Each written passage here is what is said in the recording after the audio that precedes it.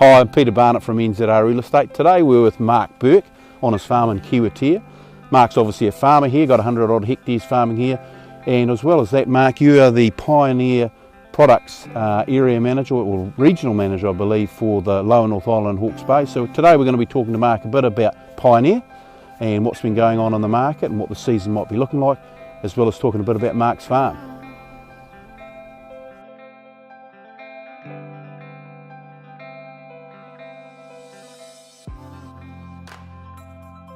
Hey, so Mark, how's the season been over the last 12 months for the Pioneer product in the Manawatu, or your region that you look after? So I guess my region's probably gets split into two, the west side, which is where we're in at the moment, and the east side, which is the Warrapa and Gisborne Hawke's Bay region. If you look at the west side, we've come off a wet spring last year. Maize plantings were a little bit delayed, but not too bad. Then we had a really dry spring. It didn't really affect the maize too much. What it did affect though was emergence. And then we had some good summers in December, with some good rains in January. Got a little bit dry in February and March, but overall we had a really good season. The harvest on silage and grain was around about 3 to 4 weeks earlier than normal, and yields were slightly above average, our long-term average, but way better than last year, which was our wet summer, and our yields there were quite poor. On the other side of the island, our yields over there were probably average. They got really hot and quite dry there for quite a period there in January and February. And the yields over there were probably average. Not outstanding as we would like to think, but they were average. So yeah, okay. Overall, grain yields were good, silage yields were great, and everyone got their paddocks back earlier and back in the grass because it was nice and dry this harvest.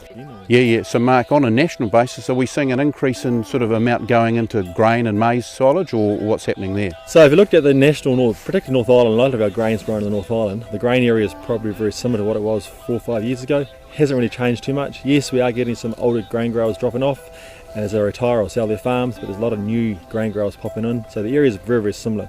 We import a bit of maize grain too. We don't, but some of the end users import a bit of maize grain, so the usage of maize grain in New Zealand is slightly increasing. Probably now, compared to say 10 years ago, a lot of maize grain now goes in the dairy industry, so that's a good thing. And shed? And shed, yes. On the silage front, that's increasing. Probably it's been flat with the payouts, so maize silage area is pretty much driven by payout in terms of dairy industry. But the last 2 years, farmers are probably realising that's probably not quite the case, and they're actually needing the feed. One is because the debt levels they've got, they need to be consistent on milk production, and two, we need better conditioned cows, and three, you do make money from maize silage, so that's probably what's driving that. So the last year the maize silage area increased. Prior to that it was pretty flat.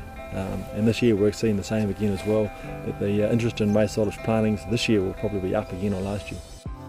Mark, in terms of the local area, your region that you look after, what are your sort of feelings in terms of the likely sort of areas going in this year, both in terms of the grain and on the silage? So we have an early order which starts basically 1st of April and finishes end of July, and that gives us a good indication of what the area is going to do. It also helps us in Gisborne, where our seed produced, makes us get an early start to the season in terms of seed treating and dispatching. Based on what we've seen so far, it looks like the maize silage area will be up. How much yet, it's still early to say. I mean, we've still got probably the wettest 2 months to go, which is September and October, and that'll determine actually how much does go in the ground. If it's a good spring, then yes, we'll put a big area in. If it's a wet, cold, late spring, then the area may come back a little bit. So the weather does determine exactly how much goes in the ground, but indications are right now that the maize grain area will be up and the silage area will be up as well. A couple of things driving that. One is the lack of demand for maize grain currently in the North Island.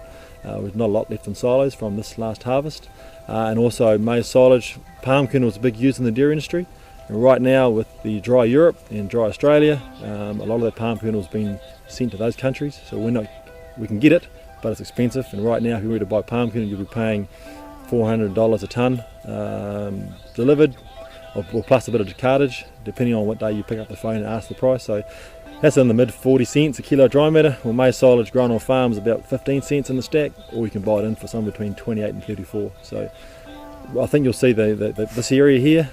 We do get dry summers. Maize silage area will be up. Okay, cool. This farm here is our family sort of runoff. It's farmed in conjunction with my parents and my brother's farm in Taranaki. So we graze all the dairy heifers up from them down here. We run 200 weaner heifers on 1st of December, and they stay right through, and then on the 1st of December we'll have 200 of those little young ones, and we'll have the 200 ones from the year before, and then we also self-contained, so we supply all the bulls for the dairy farm as well, and we use the bulls over the heifers. So With them Bovis, we're actually looking in a reasonably good place. Nothing comes on the farm unless it comes from our dairy farm in Taranaki, and nothing leaves unless it goes to the dairy farm in Taranaki or goes to works. So yeah, we're about 100 hectares. We have weaners, heifers on, weaner bulls. So we have 70 Jersey bulls on. Half of those are R1s, half R2s. And there's a few holdover cows running around as well, but yeah, so it's reasonably intensive. I bought this farm literally 10 years ago in October. Since then we've refenced it, rewatered it, drained, put in about 2 k's worth of drainage, relaned it. A lot of work's gone in. Weekends haven't really existed too much, it's all been there on the farm. But no, it's looking good now. It's looking really good. And so how do you think you're sort of sitting right now? I mean, obviously, just with where we are in the season, how's the farm look? Looks great, but how are you feeling? No, the farm is good. All the heifers go home to calve, or the R2 heifers go home to calve, so they've all gone home in July. And then pretty much now on, we've only really got the weaners on. There's about 280 males running around 100 hectares, so not a huge demand on feed. So right now we're actually starting to bull cover, which is what normally happens, and then we bring out the mowers and make silage and baleage pretty much right through from October to Christmas really, and then get our crops in for next year. Well, thanks Mark, thanks for sharing that bit of information regarding what's going on in the grain market in New Zealand, and also obviously what's going on in your farm here as well. So look, if you want to know anything more about maize generally, or particularly Pioneer brand products, this here Mark Burke's the guy to talk to. If you wanted to know anything about rural real estate in the Manawatu Rangitikei region, give me a call, I'll be happy to share what I know as well. So thanks for listening, and we'll talk again soon.